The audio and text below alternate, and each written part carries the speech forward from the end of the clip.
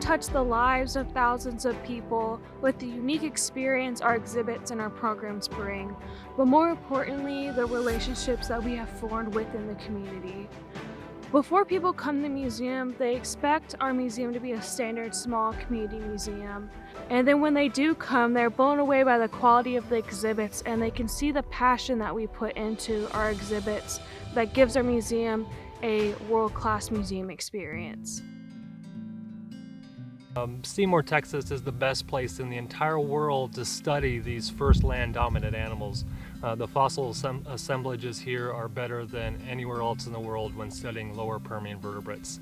And so dating back to the 1880s, all the fossils here left and went to other museums, and so the museum here in Seymour is a place where all the fossils that come from the ground here stay in Seymour for the very first time.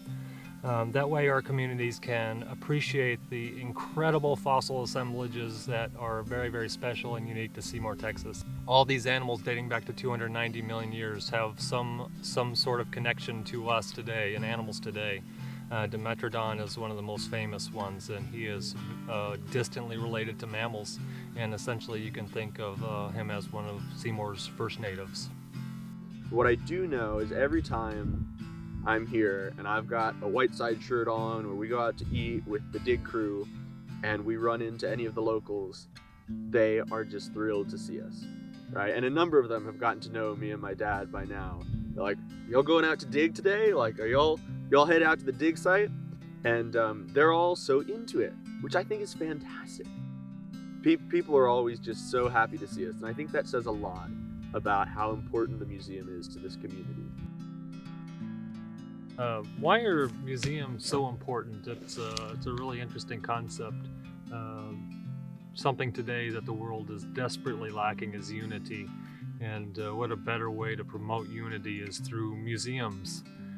Museums really bring people together, and the Whiteside Museum of Natural History is very proud of the unity it creates amongst the communities and the rest of the world.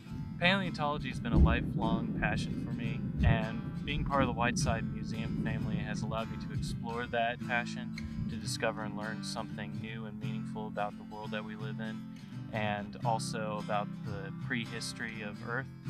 And as part of that community, it allows me to impart that knowledge as a passing of the torch to the next generation as well. That's an important part of what the Whiteside Museum does, is that it provides an opportunity for the next generation, for children to be able to see more about the world that they live in, the place that they come from, especially here in Seymour, where the children out here can dream big because it's right in their backyard, and it allows them to be inspired to do something great with their life through the museum and being in contact with it. Being a woman in the science community is hard because we still get criticized and we're told that we're not good enough and that this is a male's career. So that makes us have to work even harder to prove ourselves and prove that we're good enough.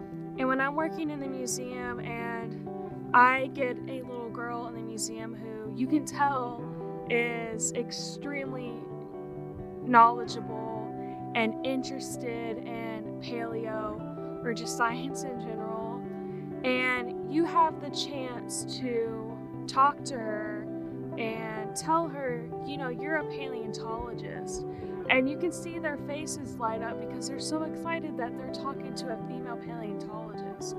And when I take her into the lab and I show her fossils and I let her touch a real dinosaur bone, you can see her face just light up, and you know that she's going to remember that experience for the rest of her life.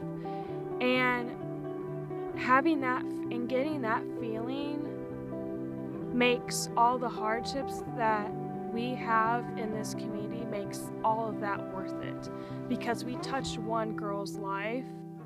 And I have an amazing opportunity to inspire girls and be girls' role models, that they can have my job if they believe in themselves. I want to be able to give resources to the little girls that wouldn't get them otherwise.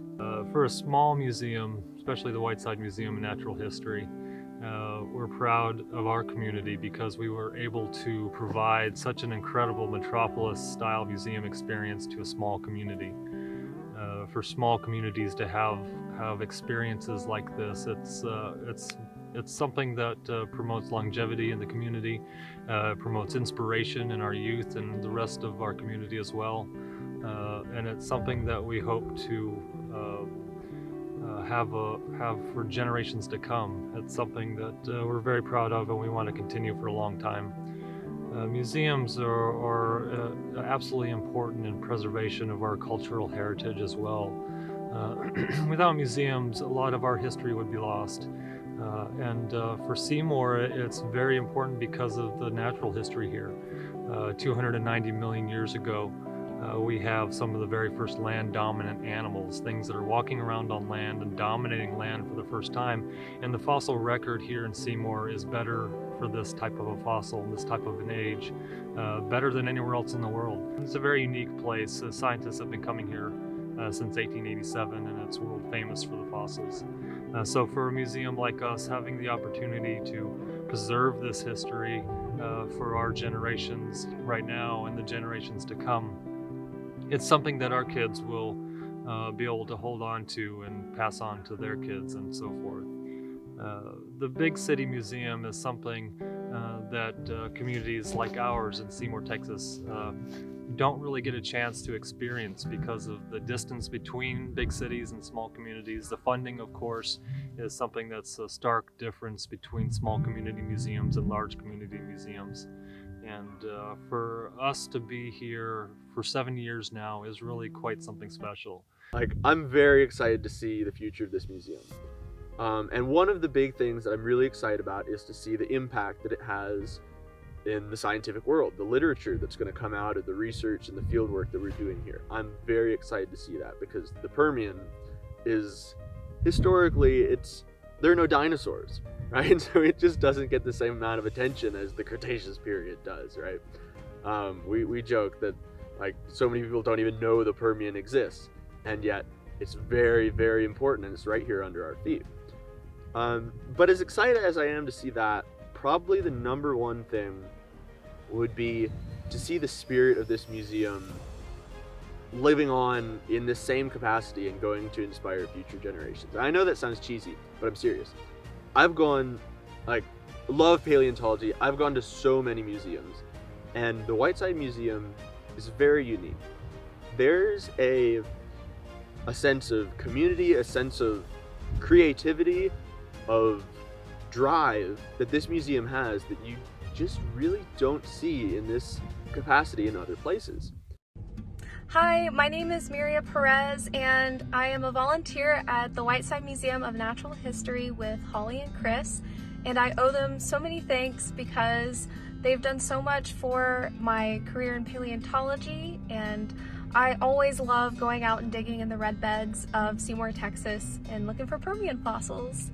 They are super professional and lovely to be around. I grew up digging in the red beds when I was a junior volunteer at the Houston Museum of Natural Science long before the Whiteside came about. And so it's been amazing to come see and watch this museum grow and just see what kinds of fossils they're pulling out and all these amazing discoveries and prep techniques that they're using. So if you haven't been to the Whiteside Museum, definitely go check it out.